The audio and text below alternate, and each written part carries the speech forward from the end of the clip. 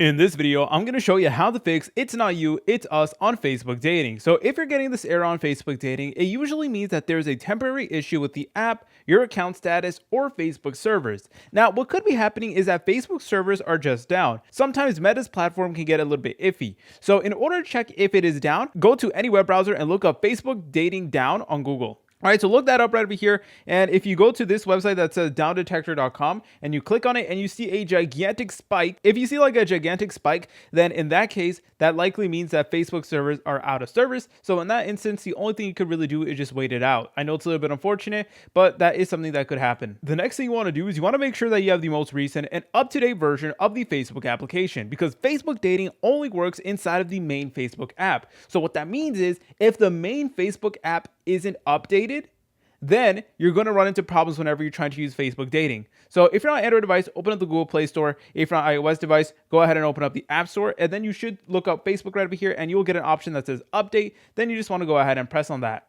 Now, another thing that you can do is you can go ahead and force close and reopen the app. So go ahead and just remove it completely just like so, and then try again. Sometimes that gets the job done. Lastly, make sure to switch between Wi-Fi and data network. Sometimes it could be an issue with your Wi-Fi. If your internet connection isn't the best, then you could experience that error. And also, you need to make sure that your account is actually valid for Facebook Dating. So Facebook Dating is only going to work if your account displays that you're over 18, that your account is good standing, and that you haven't violated any community guidelines. If your account has any restrictions, dating may temporarily disappear. As a last resort, I suggest uninstalling the Facebook app entirely and then reinstalling it. I know it's a little bit extreme, but if nothing else works in this video, that is definitely something that you could try, and then you can log back into your Facebook account and see if that gets the job done.